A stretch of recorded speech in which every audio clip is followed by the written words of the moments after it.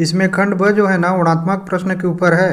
इसमें प्रश्न 11 है कि गद्य पाठों के आधार पर निम्नलिखित 4 प्रश्नों में से किन्हीं 3 प्रश्नों के उत्तर लगभग 25 से 30 शब्दों में लिखिए। तो इसमें हमको शब्द सीमा का ध्यान रखना है। अगर ज़्यादा शब्दों में लिखेंगे तो गलतियाँ ज़्यादा होंगी और मार्क्स कट सकता है। तो इन प्रश्नों के उत्तर में आपको मैं बताऊंगा कि शब्द सीमा में हम लोग उत्तर को कैसे लिखें। इसमें पहला प्रश्न है, क्या आपको नवाब साहब का व्यवहार सामान्य लगा? क्यों? युक्ति युक्त उत्तर दीजिए। ठीक है, तो नवाब साहब का व्यवहार तो सामान्य नहीं था। अब चलिए देखते हैं कि इसके उत्तर में हम लोग कैसे लिखें ताकि शब्द सीमा में एक अच्छा उत्तर हम लिख पाएँ। इसके उत्तर में लिखेंगे नहीं, क्योंकि नवाब साहब द्वारा लेखक की उपेक्षा की गई। उनका खीरा छिलना, काटना और नमक मिर्च बुरकना आदि व्यवहार सामान्य नहीं था। अब इसका दूसरा प्रश्न है, महानगरों की फ्लैट कल्चर और लेखिका मन्नू भंडारी के पड़ोस कल्चर में क्या अंतर दिखाई देता है? विचार करते हुए लिखिए। ठीक है, तो महानगर के जो फ्लैट कल्चर होते हैं उसमें लोग एक दूसरे से मतलब नहीं रखते, जबकि मन्नू भंडारी का जो पड़ोस कल्चर था उसमें लोग एक दूसरे के सुख दुख में साथ दिया करते थे। इन्हीं चीज़ों को इसके उत्तर में हमको शब्द सीमा के अंदर में लिखना है।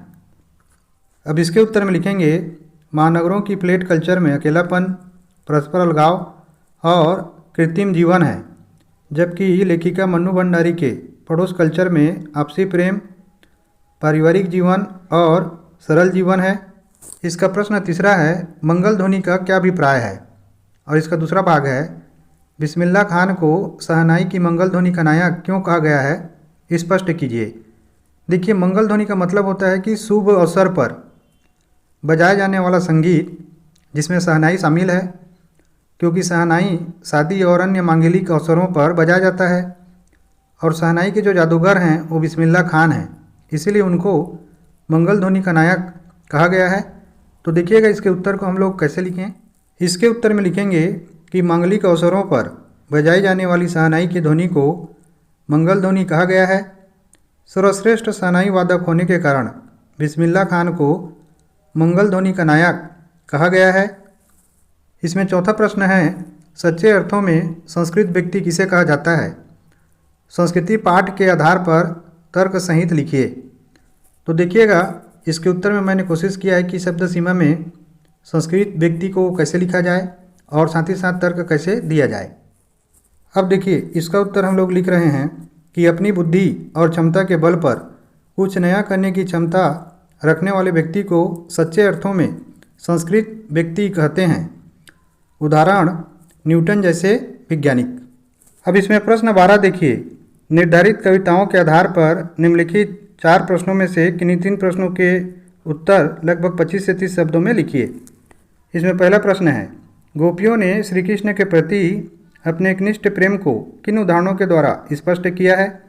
तो देखिए इसमें जैसे हमने पहले गद्यांश वाले में लिखा है वैसे ही कविताओं के ऊपर भी हमको लिखना है। ध्यान देना है कि जो उत्तर है वो शब्द सीमा के अंदर में हो, और इसमें भी मैं आपको बताऊंगा कि कैसे शब्द सीमा के अंदर में इन प्रश्नों का उत्तर हम लिखें। देखिए इस प्रश्न में क्या बोल रहा है कि गोपियों का जो प्रेम है ना कृष्ण के प्रति वो एकनिष्ठ है, मतलब केवल श्री कृष्ण से प्रेम करते हैं। उनको हमको उदाहरण के साथ यहाँ पे बताना है। अब इसके उत्तर में लिखेंगे कि गोपियों ने श्री कृष्ण को लकड़ी और स्वयं को हारिल पक्षी बताते हुए हारिल पक्षी की भांति श्री कृष्ण के प्रति अपने एकनिष्ठ प्रेम को बताया है। इसमें प्रश्न दूसरा है, साहस और शक्ति के साथ विनम्रता हो तो बेहतर है। इस कथन पर राम लक्ष्मण परशुराम संवाद पाठ के आधार पर अपने विचार व्यक्त कीजिए। देखिए बात बिल्कुल सही है। अगर किसी के पास साहस है और शक्ति है माने ताकत है और उसके पास विनम्रता नहीं है तो साहस और शक्ति व्यर्थ है। जैसे कि हम जानते हैं कि लक्ष्मण के पास साहस और शक्ति दोनों हैं, लेकिन विनम्रता उस स्तर पर नहीं है जिस स्तर पर राम के पास है। तो इसके उत्तर को हमको लिखना है शब्द सीमा के अंदर में। अब इसके उत्तर में देखिए, लक्ष्मण के कारण बने परिस्थिति को श्री राम ने जिस विनम्रता से संभाला उससे पता चलता है कि साहस और शक्ति के साथ विनम्रता होना आवश्यक है। इसमें तीसरा नंबर प्रश्न देखिए, आत्मकथा सुनाने के संदर्भ में अभी समय भी नहीं, कवि ऐसा क्यों कहता है? तो देखिए इस पाठ में हमने अच्छे से समझा है कि कवि के मन में काफ़ी सारी चिंताएं हैं, कुंठाएं हैं। उनको लगता है कि वो अपना दुख किसी को बताएंगे तो हंसी का पात्र बन जाएंगे और साथ ही साथ उनकी कहानी ऐसी नहीं है जिससे लोगों को कोई प्रेरणा मिले। इन सब कारणों से वो कहते हैं कि उनका आत्मकथा सुनाने का समय अभी नहीं आया है। अब इसका उत्तर देखिए, कवि ऐसा इसलिए कहते हैं क्योंकि वो अपने दुखों को न तो याद करना चाहते हैं और न ही किसी को बताकर दुखी करना चाहते हैं। इसमें प्रश्न चौथा है, फसल हाथों की स्पर्श की गरिमा और महिमा किस प्रकार है, विचार कीजिए। तो देखिए, जो फसल है वो अनेक हाथों के मेहनत से तैयार होता है। अगर लोग मेहनत नहीं करेंगे तो जो भोजन हम खा पाते हैं वो भोजन हमको नहीं मिलेगा। इन्हीं को इसके आंसर में हमको लिखना है। अब इसका उत्तर देखिए, फसल किसानों द्वारा कठिन मेहनत और देखभाल से लहलाती है, इसलिए फसल हाथों की स्पर्श की गरिमा और महिमा है। इसमें प्रश्न 13 है कि पूरक पाठ्यपुस्तक के पाठों पर आधारित निम्नलिखित 3 प्रश्नों में से किन्हीं 2 के उत्तर लगभग 50 से 60 शब्दों में लिखिए। देखिए, इसमें जो शब्द सीमा है ना उसको बढ़ाया गया है। पहले 25 से 30 शब्द था, अब उससे 2 गुना हो गया है। तो इसमें आप ध्यान दीजिएगा कि मैंने उत्तर को कैसे लिखा है ताकि कोई भी मार्क्स आपका न कटे। 2 उत्तर लिखने पे आपको 8 नंबर मिलेगा। इसमें पहला प्रश्न है, माता का प्रेम पिता के प्रेम की अपेक्षा अधिक गहन होता है। माता के अंचल पाठ के आधार पर विचार कीजिए। तो देखिए, पिता से बच्चे को कितना भी लगाव क्यों ना हो, लेकिन मुसीबत आने पर उसको माँ की याद आ ही जाती है, क्योंकि माँ की ममत्व में उसको ज़्यादा सुरक्षा का एहसास होता है। इन्हीं चीज़ों के इसके उत्तर में हम लोग लिखेंगे। अब इसके उत्तर में लिखेंगे, माता का प्रेम पिता के प्रेम की अपेक्षा अधिक गहन होता है। गहन माने गहरा होता है, क्योंकि माता से बच्चे का ममत्व का रिश्ता होता है। ममत्व माने ममता या प्यार। जैसे भोलानाथ अपने पिता से बहुत प्यार करने के बाद भी मुसीबत आने पर माँ की गोद में आकर छिप जाता है। माँ के आंचल में वो स्वयं को सुरक्षित महसूस करता है। इसमें दूसरा प्रश्न है, मैं क्यों लिखता हूँ। प्रश्न के उत्तर में लेखक क्या कारण बताता है। तो चलिए देखिए कि लेखक ने क्या क्या कारण बताया है। इसके उत्तर में लिखेंगे, मैं क्यों लिखता हूँ के उत्तर में लेखक निम्नलिखित कारण बताते हैं। पहला, लेखक अपनी आंतरिक व्याकुलता से मुक्ति पाने के लिए लिखता है। दूसरा, लेखक तटस्थ होकर उस आंतरिक विवस्था का मूल्यांकन कर पाता है। तीसरा, लेखक बाहरी दबावों के कारण भी लिखता है। और चौथा, हिरोशिमा में पीड़ित लोगों को देखकर लेखक ने लिखने की प्रेरणा पाई। इसमें प्रश्न तीसरा है, मेहनतकश बादशाहों का शहर किस शहर को कहा गया है और क्यों। देखिए, मेहनतकश बादशाहों का शहर गंगटोक को कहा गया है, क्योंकि गंगटोक में जो लोग रहते हैं वो काफ़ी ज़्यादा मेहनत करते हैं और अपने मेहनत से और पुरुषार्थ से उन्होंने इस शहर को काफ़ी सुंदर बनाया हुआ कहा गया है, क्योंकि यहाँ के लोग बहुत मेहनती हैं। वे अपनी संस्कृति और प्रकृति से प्यार करने वाले लोग हैं। इन्होंने कठिनाइयों और जोखिमों के बावजूद शहर को सुंदर बनाने के लिए बहुत मेहनत किया है। देखिए, इसमें प्रश्न 14 जो है वो अनुच्छेद लेखन के ऊपर है। शब्द सीमा 120 शब्दों का। तो इसमें 3 जो इसके विषय हैं वो दिए हुए हैं। पहला है स्वतंत्रता का अमृत महोत्सव, और इसके जो संकेत बिंदु हैं वे हैं अमृत महोत्सव का अर्थ, इस महोत्सव में होने वाले समारोह, इस महोत्सव का महत्व। तो इन तीनों संकेत बिंदुओं को शामिल करते हुए हमको 120 शब्दों की सीमा में 5-10 शब्द ऊपर नीचे हो सकते हैं, हमको अनुच्छेद लेखन करना है।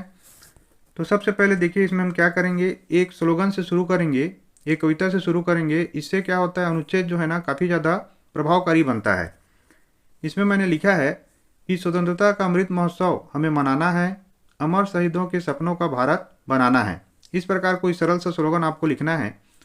उसके बाद देखिए, मैंने तीनों जो संकेत बिंदु हैं उसके लिए जो जो लिखा है उसको अलग अलग ढंग से मैंने यहाँ पे दिखाया है। सबसे पहले अमृत महोत्सव का अर्थ, स्वतंत्रता का अमृत महोत्सव प्रगतिशील भारत की आज़ादी के 75 साल और इसके लोगों, संस्कृति और उपलब्धियों के गौरवशाली इतिहास को मनाने के लिए भारत सरकार की एक पहल है। तो देखिए, ये इसका अर्थ हो गया।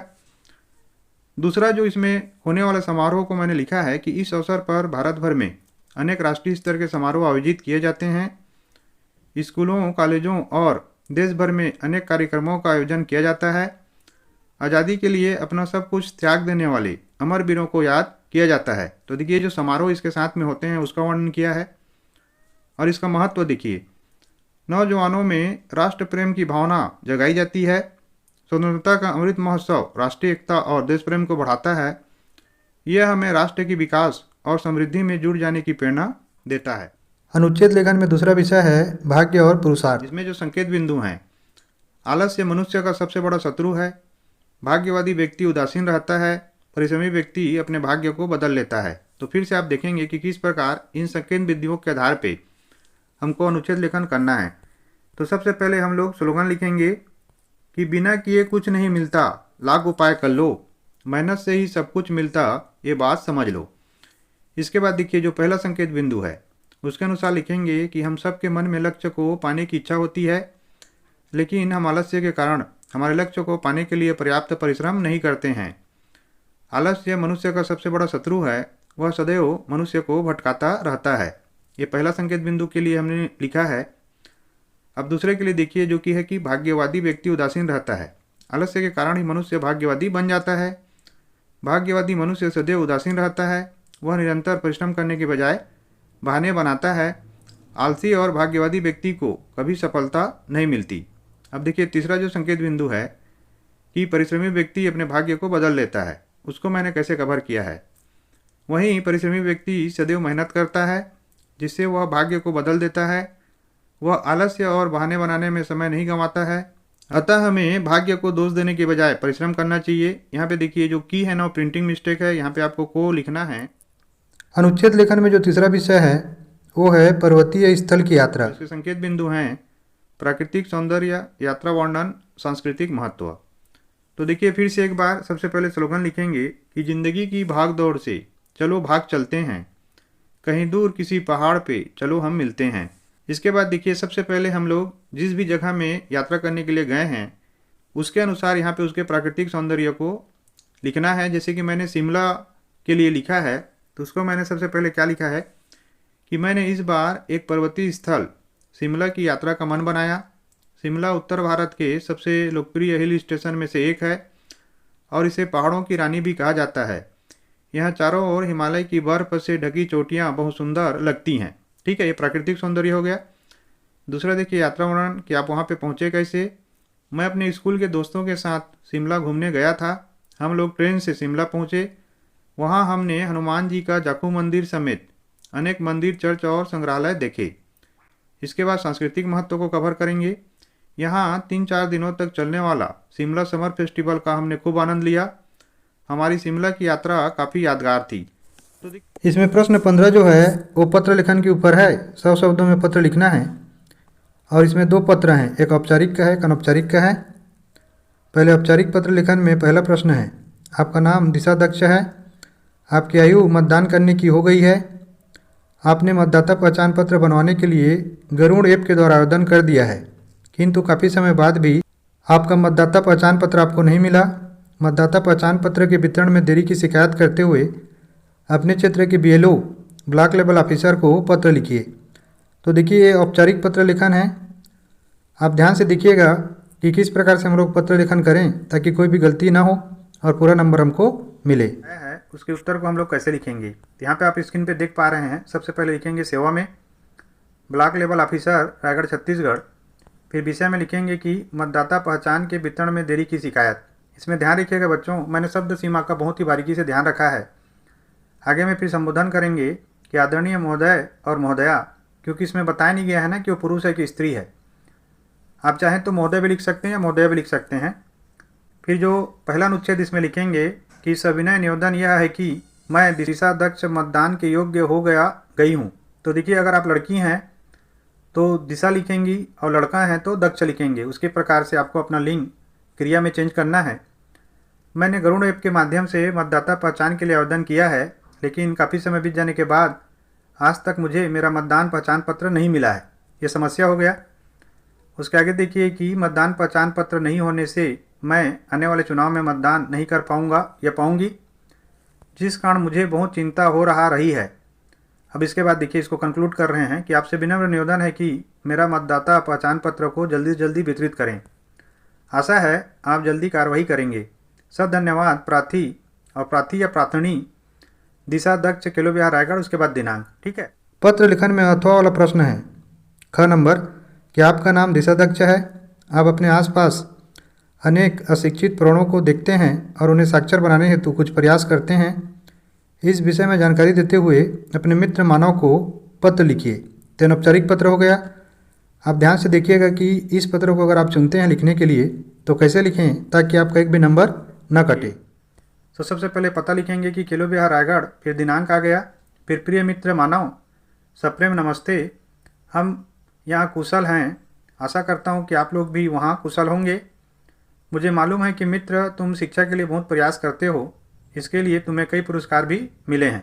ठीक है, ये पहला अनुच्छेद हो गया जिसमें उसका कुशलता पूछ रहे हैं, उसके बारे में बता रहे हैं। फिर उसके बाद जो मुख्य विषय है उसको बीच में लिखेंगे कि मित्र मैंने भी आसपास के अनेक अशिक्षित प्राणों को शिक्षित करने का प्रयास प्रारंभ किया है। मेरा मानना है कि शिक्षा से उनके जीवन में सार्थक बदलाव लाया जा सकता है। मित्र तुमको इस कार्य में ज़्यादा अनुभव है और तुम अनेक संगठनों से भी जुड़े हो।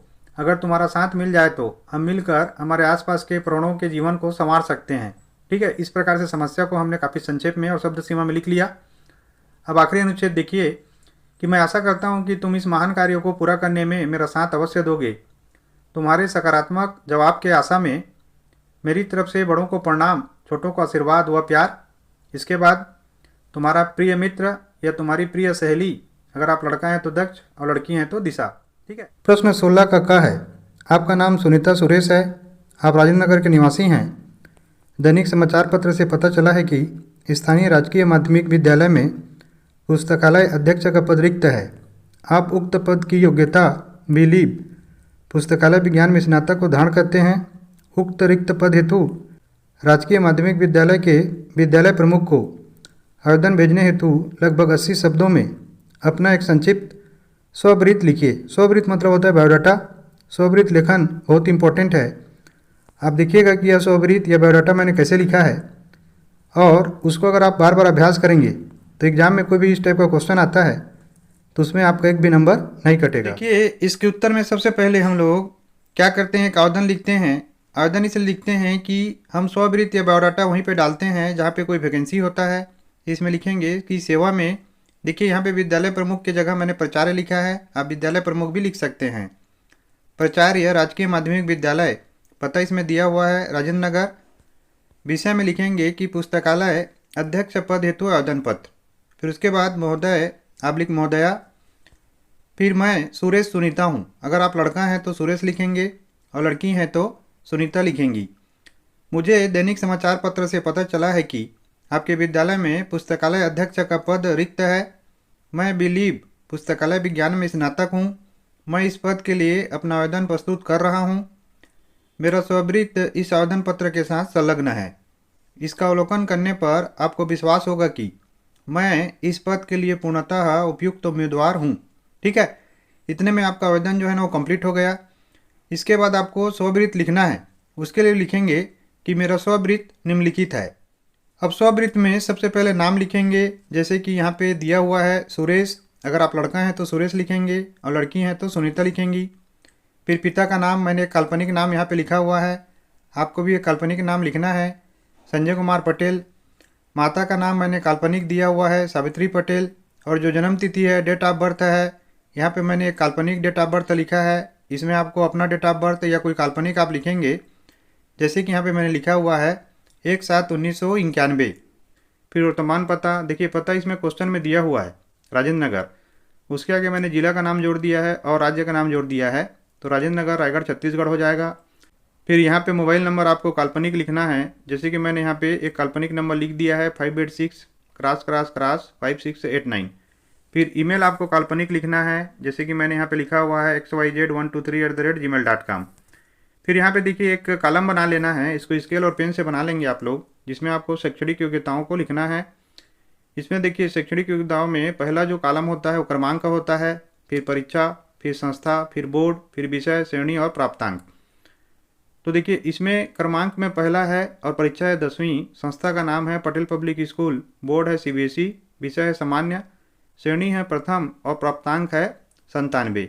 ठीक है, इसी प्रकार आप 12वीं का लिखेंगे, जैसे कि मैंने यहाँ पे पटेल पब्लिक स्कूल, बोर्ड है CBSE, विषय है गणित संकाय, श्रेणी है प्रथम, प्राप्तांक है 98%। थर्ड है स्नातक, स्नातक मतलब होता है ग्रेजुएशन, इसको मैंने लिखा है कि गुरु घासीदास विश्वविद्यालय। आप अपने मन से कुछ भी लिख सकते हैं। इसमें विषय है पुस्तकालय विज्ञान, श्रेणी है प्रथम और प्राप्तांक है 97। उसी प्रकार से बीएड भी गुरु घासीदास विश्वविद्यालय से है। इसमें बीएड की विषय हैं, श्रेणी है प्रथम और प्राप्तांक है 94। फिर आगे हम लोग इसमें अन्य योग्यताएं में लिखेंगे। पहला है 1 वर्षीय डिप्लोमा, दूसरा है हिंदी, अंग्रेजी और छत्तीसगढ़ी में दक्षता। फिर उसके बाद अभिरुचियाँ लिखेंगे, जिसमें एकमात्र अभिरुचि है खेलकूद और योगा। फिर उसके बाद आखिर में उद्घोषणा लिखेंगे। उद्घोषणा में लिखना है हमको कि मैं प्रमाणित करता हूँ कि उपरोक्त सभी कथन सत्य हैं। फिर उसके बाद दिनांक रहेगा, जिस भी डेट पे आपका एग्जाम होगा उसको यहाँ पे आप लिखेंगे। फिर स्थान में जैसे कि क्वेश्चन में दिया हुआ है राजेंद्र नगर, उसको आपको लिखना है। फिर उसके बाद आपको हस्ताक्षर करना है। अगर आप लड़का हैं तो सुरेश के नाम से करेंगे और लड़की हैं तो सुनीता के नाम से। प्रश्न 16 का अथवा है। आपका नाम सुनीता सुरेश है, आप राजेंद्र नगर के निवासी हैं। पिछले कुछ दिनों से आपके क्षेत्र में विद्युत आपूर्ति अव्यवस्थित है। अपने क्षेत्र में अनियमित विद्युत आपूर्ति की ओर ध्यान आकर्षित करते हुए राज्य विद्युत आपूर्ति निगम के महानिदेशक के नाम एक शिकायती ईमेल लिखिए। तो देखिए, ईमेल लेखन के ऊपर प्रश्न है। ये भी काफ़ी ईजी होता है अगर पूरे फॉर्मेट को आप ध्यान से समझ जाएं तो। और अगर आप इसको सही ढंग से लिखेंगे तो बायोडाटा लिखने की तुलना में इसमें कम समय में आपको पूरा का पूरा नंबर मिलेगा और इसमें गलतियां भी कम होंगी। तो चलिए देखिए, हिंदी में ईमेल लेखन हम लोग कैसे करें। देखिए, ईमेल में सबसे पहले हम लोग प्रेषक का ईमेल लिखेंगे। तो अगर आप लड़का हैं तो अपने अनुसार कोई भी ईमेल लिख सकते हैं। उदाहरण के लिए मैंने यहाँ पे लिखा हुआ है suresh123@gmail.com। यदि आप लड़की हैं तो आप लिख सकती हैं sunita123@gmail.com, या अपने मन से कोई दूसरा ईमेल लिख सकती हैं। जो प्रेषिती है माने मिलने वाला है टू, उसका एक काल्पनिक ईमेल लिखेंगे। जैसे कि यहाँ पे है, प्रश्न में दिया हुआ है महानिदेशक राज्य आपूर्ति निगम, है ना। तो ये आपको वहाँ पे नहीं लिखना है, केवल एक ईमेल वहाँ पे लिखना है। जैसे कि मैंने यहाँ पे बनाया हुआ है DACDD123@gmail.com। पे जो CC और BCC वाला कॉलम है ये खुला रहेगा, इसमें कुछ भी हमको नहीं लिखना है, ये खाली रहेगा। जो विषय है वो है अनियमित विद्युत आपूर्ति की समस्या के संदर्भ में। तो ऐसा विषय को छोटे में हमको लिखना है। फिर जैसे यहाँ पे किसको संबोधित कर रहे हैं हम लोग कि महानिदेशक राज्य आपूर्ति निगम, ठीक है। तो ये यहाँ पे लिख सकते हैं ऐसा। आप चाहें तो यहाँ पे महोदय लिख के भी शुरू कर सकते हैं, लेकिन मैंने यहाँ पे लिखा है कि महानिदेशक राज्य आपूर्ति निगम महोदय। जैसे कि आपको ज्ञात है कि आजकल परीक्षा का समय चल रहा है, लेकिन मेरे क्षेत्र किलो विहार रायगढ़ में, देखिए जो मैंने क्षेत्र लिखा हुआ है किलो विहार रायगढ़, इसके जगह आपको क्वेश्चन में जो दिया हुआ है राजेंद्र नगर, वो लिखना है कि मेरे क्षेत्र राजेंद्र नगर में विद्युत की आपूर्ति अनियमित है, ठीक है। यहाँ पे मैंने एक डेमो बना दिया है। जो भी क्वेश्चन में क्षेत्र दिया रहेगा उसी को आपको लिखना है। अगर नहीं दिया है तब आप अपने मन से क्षेत्र को लिख सकते हैं। फिर इसके आगे लिखेंगे कि जिससे पढ़ने वाले विद्यार्थियों को बहुत समस्या का सामना करना पड़ रहा है, मैं इस समस्या की ओर आपका ध्यान आकर्षित करवाना चाहती हूँ, ठीक है। अगर आप लड़का हैं तो चाहता हूँ और लड़की हैं तो चाहती हूँ। उसके आगे लिखेंगे तो देखिए, एक अनुच्छेद हो गया ईमेल लेखन का, पहला वाला जिसमें हमने पूरे समस्या को बताया। फिर जो आखिरी अनुच्छेद है उसमें हमको इसके कंक्लूजन को लिखना है। याद रखिएगा, ईमेल में केवल 2 अनुच्छेद होते हैं। आगे लिखेंगे कि आपसे विनम्र अनुरोध करती हूँ कि आप विद्युत आपूर्ति को नियमित करने हेतु निर्देश देवें ताकि परीक्षा की अच्छी तैयारी हो सके। उसके बाद हम लोग यहाँ पे धन्यवाद एवं सादर इस प्रकार के शब्दों का उपयोग करते हैं। फिर सुरेश सुनीता जो क्वेश्चन में दिया हुआ है, फिर दिनांक डाल देंगे जो कि मैंने यहाँ पे लिखा हुआ है 14/12/2023। आपको एग्जाम का डेट इसमें लिखना है। फिर इसके बाद लास्ट में आपको इसमें बाक्स बनाना है। देखिए, मैंने जैसे बाक्स बनाया हुआ है वैसे आपको ईमेल का बाक्स बना के ईमेल लेखन को कंप्लीट करना है। अगर आप ऐसा करेंगे और जो चीज़ मैं बताया हूँ उसके अनुसार से आप लिखेंगे तो मान के चलिएगा कि आपका एक भी नंबर इसमें नहीं कटेगा। प्रश्न 17 का है, आप अपना पुराना स्मार्टफोन बेचना चाहते हैं, उससे संबंधित एक आकर्षक विज्ञापन लिखिए। तो देखिए, जो प्रश्न है ना विज्ञापन लेखन के ऊपर है, और मेरे चैनल में मैंने विज्ञापन लेखन के एक अलग प्लेलिस्ट बना के रखा हुआ है, इसका तो आप देखिएगा ही।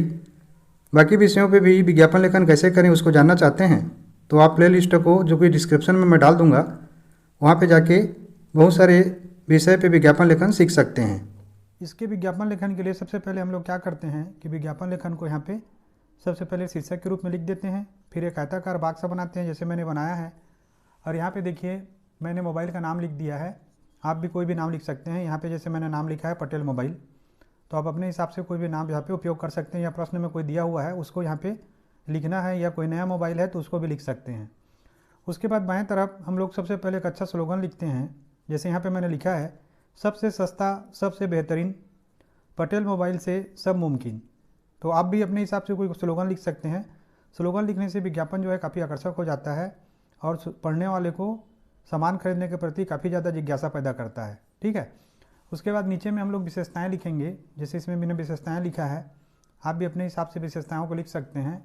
जैसे काला रंग है, इसमें कवर भी साथ में मिल रहा है तो कवर के साथ। फिर ये है 64 पिक्सल बैक कैमरा के साथ में और 34 पिक्सल फ्रंट कैमरा के साथ में, जो विशेषता है उसको लिखना है। फिर ये अगला विशेषता है कि 1 GB डाटा पूरे 3 माह तक खरीदने वाले को मिलेगा। फिर जो अंतिम विशेषता है कि चार्जर जो है ना वो बिल्कुल मुफ्त आप उसके साथ में दे रहे हैं। साथ में यहाँ पे देखिए मैंने बहुत सुंदरता से लिख दिया है कीमत को काफ़ी आकर्षक ढंग से, कि सिर्फ 5,000 में मोबाइल जो है खरीदने वालों को मिलेगा। मन इतनी सारी विशेषताओं के साथ में 5,000 में। तो जब भी विज्ञापन लिखते हैं तो कोई अनोखा विशेषता को हम लोग इस प्रकार का लिख देते हैं जिससे पढ़ने वाले को काफ़ी ज़्यादा आकर्षक लगे। उसके बाद देखिए जो दायां भाग है उसमें हम लोग एक चित्र बना देते हैं। जैसे यहाँ पे मैंने मोबाइल का चित्र बनाया हुआ है, इस प्रकार का आप चित्र बना लीजिएगा। ये चित्र काफ़ी सरल है और इसमें आप अपने हिसाब से जो भी फंक्शन का चित्र है दे सकते हैं। तो इस चित्र के माध्यम से कोई भी पढ़ने वाला जो है ना वो सामान को देख के समझ जाता है कि जो विज्ञापन है किस चीज़ का है करके। फिर देखिए आखिरी में कुछ स्लोगन जो हैं बहुत ही आकर्षक होते हैं विज्ञापन लेखन को करने के लिए। यहाँ पे जैसे मैंने लिखा है कि हर घड़ी का साथी है, पटेल मोबाइल तो हाथी है। अब यहाँ पे हाथी का मतलब क्या है कि बहुत मजबूत है, ड्यूरेबल है, लंबा चलेगा और हमेशा आपका साथ देगा, इसीलिए हर घड़ी का साथी है, पटेल मोबाइल तो हाथी है। उसके बाद यहाँ पे देखिए एक आकर्षक स्लोगन है जिसको पढ़ने के बाद आदमी के दिमाग में बैठ जाए कि देखो बच्चों जाना ना भूल, देखो बच्चों जाना ना भूल। यहाँ पे मैंने बच्चों इसलिए लिखा है क्योंकि आज का युवा वर्ग मोबाइल ज़्यादा चलाता है।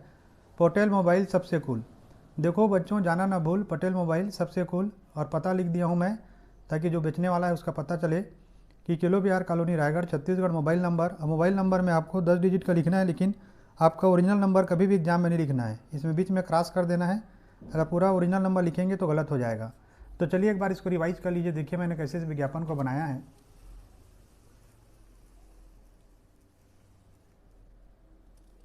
प्रश्न 17 का अथवा है। यह संदेश लेखन के ऊपर प्रश्न है कि आप वीणा विकास हैं, आपके छोटी बहन ने विद्यालय की वार्षिक परीक्षा में पूरे विद्यालय में प्रथम स्थान प्राप्त किया है, उसे बधाई देते हुए 60 शब्दों में एक संदेश लिखिए। तो देखिए संदेश लेखन आपको करना है और कैसे करें इसको ध्यान से देखिएगा। तो एक भी नंबर इसमें आपका नहीं कटेगा, पूरे के पूरे फ़ोन नंबर आपको मिलेंगे। देखिए संदेश लेखन में सबसे पहले आप लोग वाक्य मत बनाइएगा। सबसे पहले लिखिएगा, जैसे कि इसमें हम प्रथम आने पर बधाई संदेश दे रहे हैं तो उसको ऊपर में लिखेंगे हेडिंग में प्रथम आने पर बधाई संदेश। फिर एक स्लोगन लिखेंगे। स्लोगन जो है ना संदेश को काफ़ी आकर्षक और गहरा बनाता है। यूं ही प्रथम आती रहो, सदा परचम लहराती रहो। ठीक है। फिर जो लेफ्ट हैंड है, बायां भाग है, उसके ऊपर में हम लोग दिनांक लिखेंगे। जैसे इसमें है 25 दिसंबर 2023। फिर समय लिख देंगे 9 बज के, जो प्रातः होता है सुबह। फिर इसमें संदेश को लिखेंगे। ध्यान से देखिएगा संदेश कैसे लिखें। प्रिय छोटी बहन, तुमको विद्यालय की वार्षिक परीक्षा में पूरे विद्यालय में प्रथम आने की हार्दिक बधाई। मैं भगवान से प्रार्थना करती हूँ कि तुम यूँ ही हर परीक्षा में प्रथम आती रहो। तुम अपने जीवन में हर वो मुकाम हासिल करो जो तुम चाहती हो। ठीक। वीणा विकास, अगर आप लड़की हैं तो वीणा के हिसाब से लिखेंगी और लड़का है तो विकास के हिसाब से लिखेंगे। तो बच्चों आशा करता हूँ ये जो सिंपल पेपर का सलूशन मैंने किया है, जिसके लिए मैंने बहुत मेहनत किया है, आप लोगों को काफ़ी ज़्यादा उपयोगी लगा होगा। आप लोग कमेंट करके बताइएगा कि इसमें कहाँ कहाँ आपको कन्फ्यूजन है और कौन कौन सी चीज़ को मैं फिर से वीडियो बना के आपको बता सकूँ। आप लोगों ने वीडियो देखा इसके लिए आप लोग का बहुत बहुत धन्यवाद। Thank you for watching.